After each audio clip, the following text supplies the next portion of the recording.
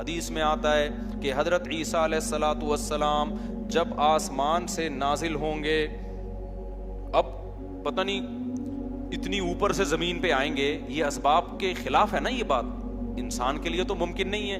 جب آپ زمین کے خول سے باہر جاتے ہیں آکسیجن ہی ختم ہو جاتی ہے، زندہ رہنا ممکن نہیں ہے. لیکن عیسیٰ علیہ السلام کو اللہ نے اپنی قدرت سے زندہ رکھا ہوا ہے. جب قرب قیامت میں دمشق میں عیسیٰ علیہ السلام آئیں گے تو حدیث میں آتا ہے کہ امام مہدی شام میں نماز کے لیے کھڑے ہوئے ہوں گے، عصر کی نماز کے لیے مصلی پہ. مینار ہے، اس پہ کون نازل ہوگا؟ حضرت عیسیٰ علیہ السلام. تو مینار سے پھر سیڑھیاں لگائی جائیں گی حضرت عیسیٰ کے اترنے کے لیے. کمال کی بات ہے، اللہ وہاں سے یہاں تک آ گئے، تھوڑا سا تو رہ گیا فاصلہ. چھوڑو یار، تم لوگ کے سمجھ میں نہیں آ رہا. ابے سوال پیدا ہوتا ہے کہ جب ادھر سے ادھر تک آ گئے تو تھوڑا سا تو رہ گیا ہے نا. اب یہاں سیڑھیاں کیوں لگائی جا رہی ہیں؟ بھائی دنیا کیا ہے؟ دارالاسباب ہے.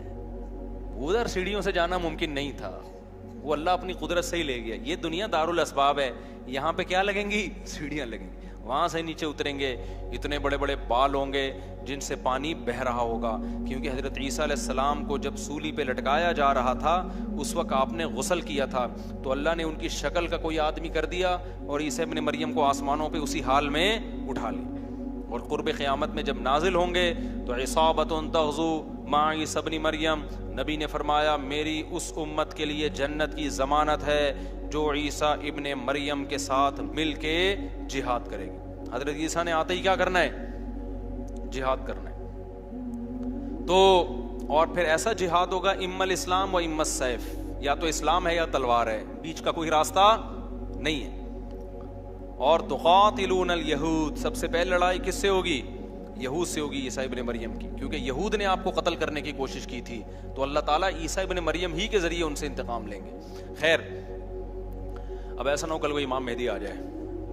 آج کل مارکیٹ میں امام مہدی کے نام پہ منجن ہر تھوڑے دن میں کوئی مہدی. میرے والد صاحب ایک واقعہ بتایا کرتے تھے، ہماری محلے کی مسجد میں نا ایک آدمی بہت نیک تھا، عبادت کرتے کرتے نا اس کی کھوپڑی گھوم گئی اوپر سے. بعض لوگ بہت زیادہ عبادت کرتے ہیں، دماغ خشک ہو جاتا ہے، خوراک ہوتی نہیں ہے، ہنسی مزاح کی کوئی بات ہی نہیں ہوتی، تو اوپر سے سیٹنگ کیا ہو جاتی ہے؟ آؤٹ. تو اس کی سیٹنگ آؤٹ ہو گئی. برا نہیں تھا وہ، میرے والد صاحب کے پاس آیا، کہنے لگا، میرے والد صاحب کو لوگ حافظ صاحب کہتے تھے، حافظ صاحب ایک بات آپ سے کرنا چاہتا ہوں، آپ ذرا نیک آدمی لگ رہے ہیں، صرف آپ سے کروں گا، کسی اور سے نہیں. والد صاحب نے کہا کیا؟ کہتے ہیں مجھے نا کچھ الہامات ہو رہے ہیں کہ امام مہدی میں ہی ہوں. والد صاحب ہمیں یہ واقعہ سنا رہے تھے، کہتے ہیں کہ میں نے اس سے کہا کہ بس مجھے بتا دیا، میرے علاوہ کسی کو قطعاً نہیں بتانا، ورنہ حالات کا میں ذمہ دار، کوئی بھی پیل دے گا. صحیح ہے نا؟ تو بس یہ مجھے بتا دیا نا، بس یہ ہم دونوں کے راز کی بات ہے اور اللہ کو پتہ ہے، کسی تیسرے کو بتانے کی بالکل بھی ضرورت نہیں. پھر والد صاحب نے اس کو بولا بھائی تو تھوڑا سا وظائف نہ کم کر دے، تھوڑا سا نارمل لائف میں آ جائے، انسان کا بچہ بن جا، تیری کھوپڑی کیا ہو رہی ہے سیٹنگ اپ. تو بہت سے امام مہدی اس چکر میں بنے ہیں، ہوتے نہیں ہیں. تو جب امام مہدی نے آنا ہوگا نا تو سب سے پہلی بات یہ کہ وہ مہدی ہونے کا دعویٰ نہیں کریں گے، ان کو لوگ کہیں گے کہ آپ مہدی ہیں. ان میں علامتیں دیکھ کے علماء ان سے خود کہیں گے، سارے پیچھے پڑ جائیں گے کہ آپ مہدی ہو. سمجھتے ہو کہ نہیں سمجھتے ہو؟ تو جو خود سے مہدی ہونے کا دعویٰ کرے وہ تو مہدی ہو ہی نہیں سکتا. اور جب امام مہدی ہوں گے تو عیسیٰ ابن مریم نازل ہوں گے. جس کے دور میں عیسیٰ نازل نہیں ہو رہے اس کا مطلب وہ مہدی ہے ہی نہیں. تو حدیث میں آتا ہے حضرت مہدی مصلی پہ کھڑے ہوں گے تو حضرت عیسیٰ علیہ السلام آئیں گے تو وہ حضرت مہدی ان کو مصلی پہ آگے کریں گے کہ آپ نماز پڑھائیں. لیکن حضرت عیسیٰ علیہ السلام کس کے حوالے کریں گے مصلی؟ کہ یہ نماز آپ ہی پڑھائیں گے. کیوں؟ مجھے اللہ نے نماز پڑھانے کے لیے نہیں، مجھے کس کے لیے بھیجا ہے؟ جہاد کرنے کے لیے بھیجا ہے. میں تلوار لے کے لڑائی کروں گا، یاجوج ماجوج کو قتل کریں گے. اب یاجوج ماجوج کہاں ہیں اس کے بارے میں کوئی صحیح بات ہمارے علم میں نہیں ہے. ویسے بھی اگر ہمیں پتہ چل جائے کہاں ہیں تو وہ دریافت ہو جائیں گے نا. اور قرآن کہتے ہیں قرب قیامت سے پہلے وہ دریافت بولو نہیں ہو سکتے. تو اللہ نے چھپا دیا ہے، ان کو چھپا دیا ہے. تو چھپایا ہے اس لیے کہ پہلے نہ پتہ چلے کدھر ہے. کچھ لوگ کہتے ہیں یہ چائنیز ہیں، کوئی بھروسہ نہیں ہے ویسے لگتا ہے کہ شاید ہوں، کیونکہ وہ جو ذوالقرنین نے دیوار بنائی تھی نا سیسا پلائی ہوئی اور پہاڑوں کے پیچھے دھکیل دیا تھا اور پھر بڑی تعداد ہو گئی ان کی، حدیث سے پتہ چلتا ہے. تو شاید وہ، لیکن بہرحال کوئی یقینی بات نہیں ہے. تو یاجوج ماجوج ایک بڑی طاقتور قوم ہوگی جس کو حضرت ذوالقرنین نے، سورہ کہف میں اس کا بھی تذکرہ ہے، پہاڑوں کو بند کر کے ان کو دھکیل دیا, کہیں چھپا دیا ان کو, تو قرب قیامت میں وہ نکلیں گے اور پھر دنیا میں تباہی مچائیں گے. اور پھر ان کو کون قتل کرے گا؟ حضرت عیسیٰ علیہ السلام. تو وہ ابھی نہیں نکلیں گے, جب نکلیں گے تو ان کا ابھی دریافت بھی نہیں ہو سکتے وہ. باقی وہ کچھ کہتے ہیں مریخ میں ہیں, کچھ کہتے ہیں کہاں ہیں, ہمیں نہیں پتہ کہاں ہیں. بہرحال بظاہر تو لگتا ہے زمین میں ہی ہے, کیونکہ ذوالقرنین جو گئے تھے مشرق اور مغرب شمال جنوب کا انہوں نے سفر کیا, اسی زمین میں کیا تھا سفر. تو واللہ اعلم. ہمیں بس اجمالی طور پر ان چیزوں پہ ایمان لانا ضروری ہے. ان کی ڈیٹیل ہمیں بتائی نہیں گئی ہے تو ہمیں ڈیٹیل میں جانے کی اجازت نہیں ہے. باقی قیاس آرائیاں ہوتی ہیں, صحیح بھی ہو سکتی ہیں, غلط بھی ہو سکتی ہیں. اچھا, تو میں یہ عرض کر رہا تھا کہ 309 سال وہ سوئے ہیں. وَنُقَلِّبُهُمْ ذَاتَ الْيَمِينِ وَذَاتَ الشِّمَالِ. اللہ کہتے ہیں ہم ان کو پلٹتے تھے, اب ادھر کو کروٹ لے کے سوچو, اب ادھر. وَكَذَلِكَ بَعَثْنَاهُمْ. 309 سال کے بعد ان کو اللہ نے جگایا. پوری حکومت بدل گئی, پوری حکومت کا تختہ پلٹ گیا. اب جب 309 سال کے بعد اٹھے ہیں تو پیٹ کمر سے چپکا ہوا ہے, ٹھیک ہے نا, بھوک لگ رہی ہے ٹائٹ والی. تو کیا کہتے ہیں, کم لبستم. پہلے آپس میں کہنے لگے ہم کتنا سوئے ہیں, ہم کتنا سوئے. ایک نے کہا لبثنا یومن او بعض یوم, یا تو پورا دن سوئے ہیں, کیونکہ سورج جب ہم سوئے تھے تو یہاں تھا, اب یہاں ہیں.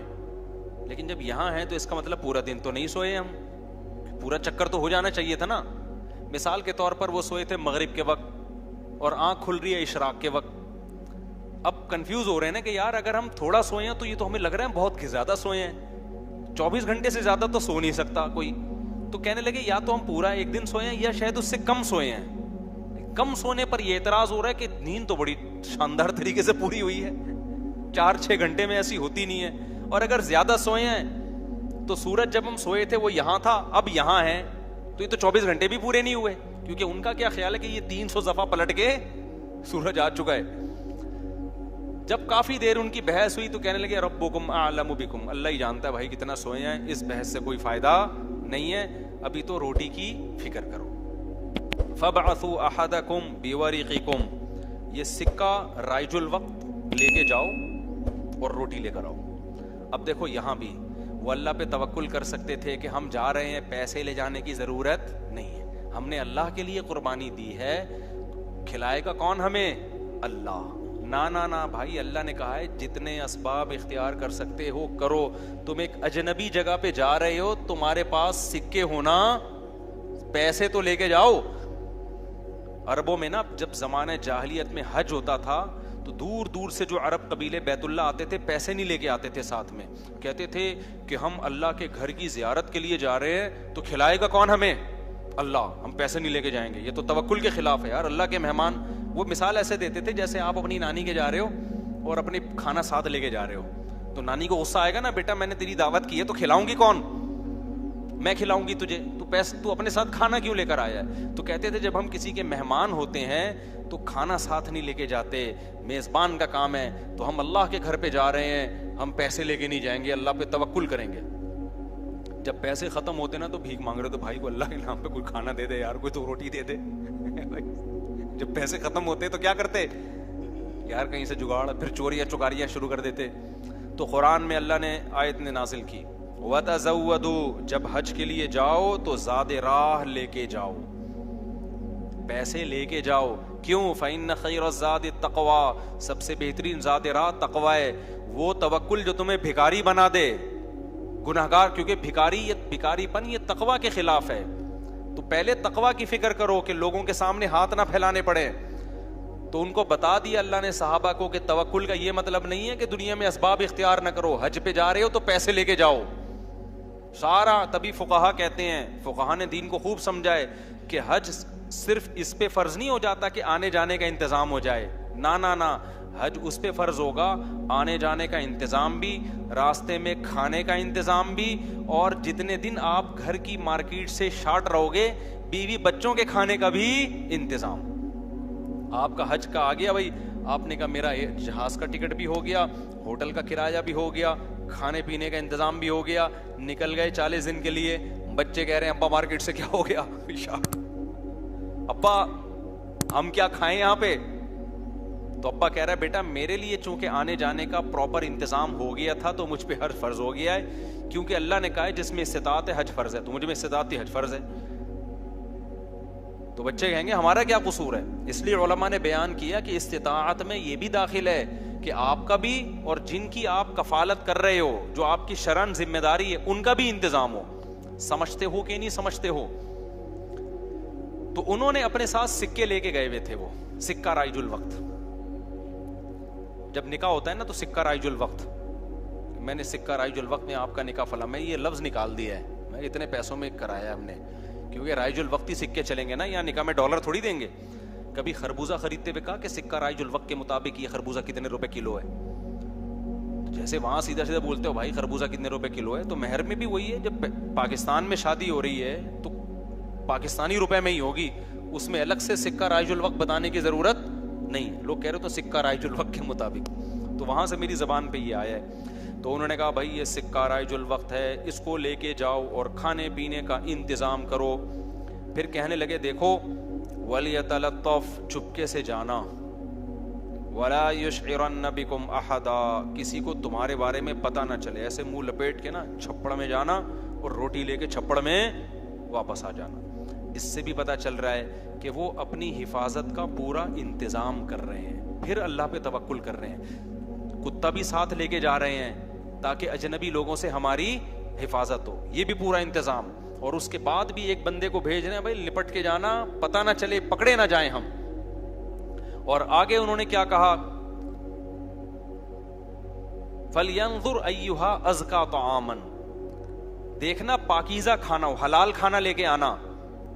اس سے بھی پتہ چلتا ہے کہ چونکہ غیر مسلم ریاست تھی نا, وہاں ان پر واجب تھا کہ کھانا خریدنے سے پہلے تحقیق کر لیں کہ حرام ہے یا حلال. اسلامی ملک میں اس تحقیق کی ضرورت نہیں ہے کیونکہ حلال ہی ہوتا ہے. یہاں آپ ہوٹل میں بیٹھ کے پوچھیں یہ گدھے کا گوشت ہے یا بکرے کا گوشت ہے, وہ رکھ کے ایک تھپڑ لگائے گا آپ کے. کیوں بھائی؟ غالب یہی ہے کہ جب سامنے والا انسان ہے اور مسلمان ہے تو گوشت بھی انشاءاللہ حلال ہی ہوگا. سامنے والا گدھا نہیں ہے تو گوشت بھی گدھے کا. یہاں بھی گدھے کے گوشت بکے ہیں مگر ان کا ریشو کم ہے نا, عموماً تو حلال ہی ہوتا ہے. لیکن جب آپ غیر مسلم ریاست میں جاتے ہیں, پھر جب بھی آپ کوئی چیز خریدیں گے تو آپ پر تحقیق کرنا واجب ہے, بھائی یہ حلال ہے یا نہیں. میں یورپ میں جہاں بھی ہوٹل میں جاتا تھا پہلے پوچھتا تھا ابے یہ مرغی حلال ہے کہ حرام ہے, وہ کہتا تھا حلال ہے. کیسے پتا چلا حلال ہے؟ ٹھپا تو سب نے لگایا ہوا ہوتا ہے حلال کا. کہاں سے خریدی آپ نے؟ وہ بتاتا تھا فلاں سے. میں نے کہا آپ کو پتا ہے کہ وہ ہاتھ سے ذبح کرتے ہیں؟ کہ جی ہمیں تو نہیں پتا. میں نے کہا پھر ہم بھی نہیں کھائیں گے بھائی. یہ غیر مسلم ریاست میں یہ تحقیق کیا ہے؟ اطمینان ہو جائے کہ ہاں جی ہاتھ کا ذبیحہ ہے, بسم اللہ اللہ پڑھ کے کرے تو پھر آپ کھا سکتے ہیں, ادروائز نہیں کھا سکتے آپ. پھر آپ چلغوزے کھائیں, کچھ بھی کھائیں, گزارا کریں آپ. سمجھتے ہو؟ تو ان لوگوں نے بھی کیا, حالانکہ یہ کتنے شدید بھوکے تھے نا, ان کو تو چاہیے تھا بولتے یار تو جا اور جو ملے لے آپس اٹھا کے, ٹھیک ہے نا, جو ملے. ابھی حلال حرام کے چکر میں پڑنے کی ضرورت نہیں ہے, بہت ہو گیا یار بھوک دیکھ یار. ابھی تو ابھی پھر بھی جا کے حلال حرام کی تحقیق کرے گا؟ ابے جو ملے اٹھا کے لے آ. نا نا نا نا, حلال لے کے آنا, حرام سے اوائڈ کرنا. اب جب وہ بندہ آیا نا سکہ رائج الوقت لے کے, تو جب وہ اس نے سکہ دیا تو وہ دکاندار نے بولا بھائی یہ کون سے زمانے کا سکہ لایا بھائی تو, ٹھیک ہے نا, یہ کرنسی تو کیا ہو گئی ہے, 300 سال پہلے یہ نوٹ ختم ہو چکے ہیں. اس پہ تو جس بادشاہ کی تصویر ہے وہ بھی بت پرست بادشاہ تھا, اس کا تو خاتمہ ہو گیا ہے. یہاں تو جہاد ہوا, دوسری قوموں نے حملہ کیا, پوری ریاست کیا ہو گئی ہے, ختم. اچھا وہ بھی دیکھ رہا تھا کہ یار یہ تو وہ شہر ہی نہیں لگ رہا, میں کوئی گوگل نے غلط تو نہیں بتا دیا کہیں مجھے, ہے بھائی. وہ بھی یہی سوچ رہا نا جو کہ بھئی میں کہاں ہوں, یہ وہ جگہ ہی نہیں لگ رہی. تو 309 سال میں تو سب کچھ چینج ہو جائے گا نا. بالآخر قرآن میں چونکہ اختصار ہے, بہت شارٹ واقعات سناتا ہے. بالآخر کیا ہوا کہ لوگوں نے اس سے پوچھا تم کون ہو, اس نے پوچھا بھائی وہ کہاں ہے. انہوں نے کہا وہ تو 309 سال پہلے ونس اپون اے ٹائم ایک حکومت تھی, پھر یہ ہوا, پھر علامتیں دیکھی گئیں, یہ پرانے سکے نکلے. تو لوگوں کو, اچھا ان لوگوں کی ہسٹری بھی لوگوں کو پتا تھی کہ پرانے وقتوں میں چند نوجوانوں نے اللہ کے لیے قربانی دی تھی اور اپنے علاقے سے ہجرت کر کے چلے گئے تھے. ان کے نام یہ تھے, ان کی علامتیں یہ تھیں. تو اس سے بھی لوگوں کو نا ہسٹری سے پتا چل گیا بھائی یہ کون لوگ ہیں, یہ وہی لوگ ہیں. تو پھر بہرحال جب ہو گیا تو ان کی تو بڑی واہ واہ ہو گئی, یار یہ تو بڑے کرامتی بزرگ ہیں, یہ تو 300 سال سے کہاں سو رہے تھے, غار میں سو رہے تھے, سب نے ان کو بلایا, بھائی ان کا تو بڑا اکرام ہوا. میں اب آگے میں اپنے اسٹائل میں بیان کر رہا ہوں, قرآن میں نہیں لکھا ہوا, جو ہوتا ہے ایسے موقع پہ, بھائی دم کر دیں, ہمارے وہ گنجے کے بال نہیں آ رہے, حضرت اس کے سر پہ دم کر دیں, اس کی شادی نہیں ہو رہی, اس کے لیے دعا کر دیں, اور یہ بچہ مفتی مولوی صاحب میرا بچہ انسان کا بچہ بن جائے.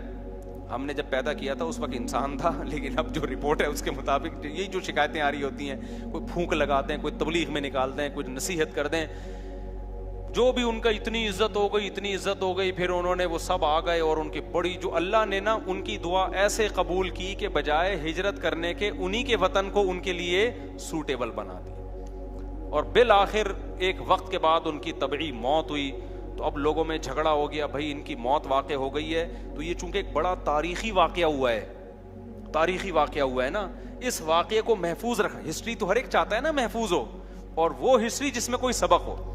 تو کسی نے کہا ہم قبہ بنائیں گے, کسی نے کہا ہم کیا بنائیں گے, لیکن جو غالب لوگ تھے, جن کو اللہ نے غلبہ دیا تھا, انہوں نے کہا لنتخذن علیہم مسجدا, ہم ان کے غار, کہا جاتا ہے کہ اسی غار میں ان کو دفن کیا گیا, جس غار میں انہوں نے زندگی گزاری نا, ہم ان کے غار کے قریب ایک مسجد بنائیں گے, تاکہ اس مسجد میں نماز بھی ہو, عبادت بھی ہو, عقیدہ توحید بھی زندہ رہے, کیونکہ انہوں نے قربانی توحید کے لیے دی تھی, اور مسجد توحید کا سب سے بڑا ذریعہ ہے.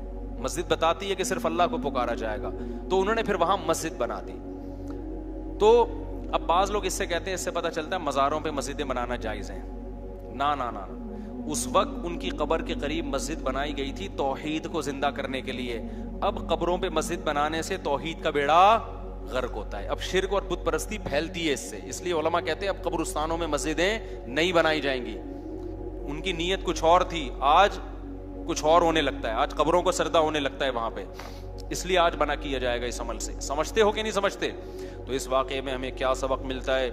اس واقعے سے ہمیں سبق ملتا ہے کہ جو اللہ کے لیے قربانی دیتا ہے اللہ اس سے غافل نہیں ہوتا, اللہ غیب سے اس کی مدد کرتا ہے.